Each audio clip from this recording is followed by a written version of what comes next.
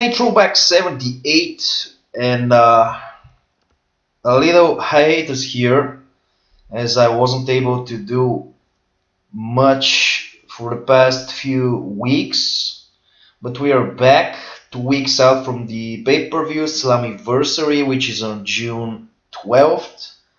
So let's quickly recap what happened on the last Impact of May 26th. The show opened with Angle. He explained his heel turn on Lito. This is the new program going onto the pay-per-view since Angle beat Matt Morgan in a number one contenders match at the last pay-per-view Sacrifice. So that's why I decided to turn him and in order for him to face Lito. Then we got Aries and Morrison confrontation. They're gonna face for the X title. Anderson and Sting defeated Gunner and Abyss, but the four guys continued their brawl. We got announcement for next week's show. Beer Money defeated Loki and Eddie Kingston. We got Steiner and the Freak in their debut tag match beating Moore and York. Robbie E teasing a friend from New Jersey. That will be his new partner since he split up with Christie. The best of 5 between Sarita and Gail Kim reaches 2 for 2. Carlito's Cabana with the Hardys. We got Carlito and Matt Hardy announced for next week. The Pope beating Samoa Joe via roll-up to continue the tag program. And in the main event, we got Kurt Angle defeating prize fighter Ray. They refused to let go of the ankle lock. That was the prompt for Lito to do a run-in. Angle bailed. That's why we continue the program. So, June 2nd, the first Impact of June, and we got 2 weeks until the pay-per-view. We got this show and the next week's show. So the show opened with Lito coming out. He called out Angle on his vicious actions last week. Basically, he wanted to confront Angle about last week's attack on Ray after the match. This is all to build up heat between those two guys and to make Angle hit it in the eyes of the fans. But John Morrison interrupted. So Morrison told Lito that he was new in TNA. He's relatively new, but he aims high after he beat AJ at the pay-per-view. So he challenged Lito to a match, but Angle came out. So even before Angle said a word, Aries made an entrance, and they all biker back and forth. So basically, this is the setup for a tag match, but we're gonna have a swerve. So Heyman comes out, and he will book Angle versus Aries and Lito versus Morrison in non-title matches for tonight. We can always do the tag match, but I thought this is the better way because Angle and Aries in a singles match is a good match, and Lito and Morrison also is a good match. And both as Aries is the ex-champ and Lito is the world champ, we got non-title matches. The opening match is going to be for the global title, Carlito facing Matt Hardy with Jeff. Carlito is going to retain, of course, by spitting an apple in his face while we have a rev bump. This is going to be a trademark Carlito. So after the match, Jeff will get pissed. He will change Carlito to a title match at Slammiversary. Accept the challenge. So this is the whole point. This was the whole point. The Carlito and Matt Hardy match was the setup for Carlito and Jeff at the pay-per-view.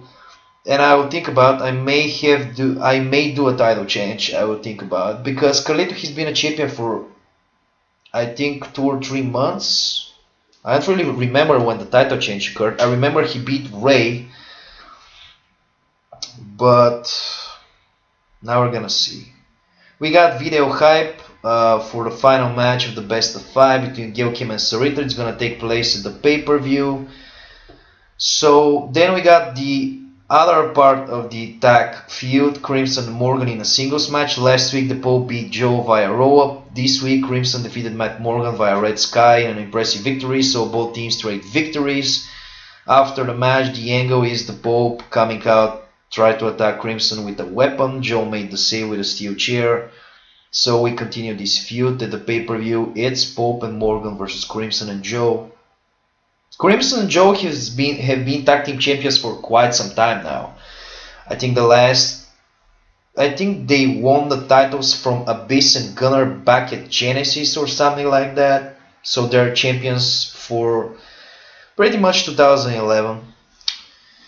Another promo from Robbie. He said that his friend from New Jersey is coming and he will debut after Slammiversary. So it's a decent name. I just decided it's gonna be fun to put him with Robbie E first as a tag team. You're gonna see who this is after we are past the pay-per-view. Then we got another match involving Steiner and the Freak, who is actually Rob Terry under the mask. They beat Generation Me. Unfortunately, Generation Me, I know the Young Bucks, but in this game, in the context of Impact, they're just jobbers. They were always jobbers. So that's why I'm using them in this way. Steiner and the Freak is just a new combo because I had no idea what to do with Rob Terry, so I put a mask on him, and I guess Steiner is gonna do his best trying to elevate him. And I'm kind of done with Steiner as a singles competitor. He's too old, so that's why I wanted to refresh things with a tag team. Then we got Austin Aries versus Kurt Angle in a non-title match. So the finish is gonna be Austin Aries pinning Angle in a shocking victory via Schoolboy. When Lito distracted Angle, Lito is gonna appear on the ramp. After the match, Aries couldn't believe he pinned Angle, who was pissed at Lito, smiling on the ramp. So yeah, Angle was pissed at Lito. Basically, this match is gonna be a foreshadowing because you're gonna see what I'm gonna do after the pay-per-view. So this Aries victory actually makes sense in the grand scheme of things, but we need a couple of weeks to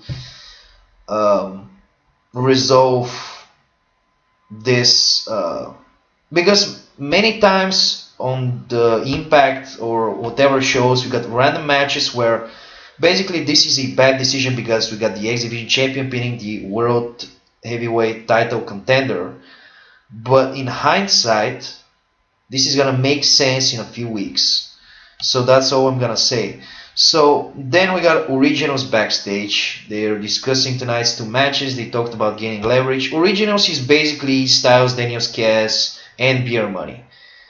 It's basically Fortune, but I'm calling them Originals because I want to rip off real life events. Then we got the tag match, AYX, Homicide and Hernandez. They defeated Daniels and Kaz. When Kingston interfered, he attacked Kaz behind the Rev's back, another Rev bump. Then we got Beer Money coming out after the match. It turned into an 8-man brawl with Low Key came out, and it all continued to the back.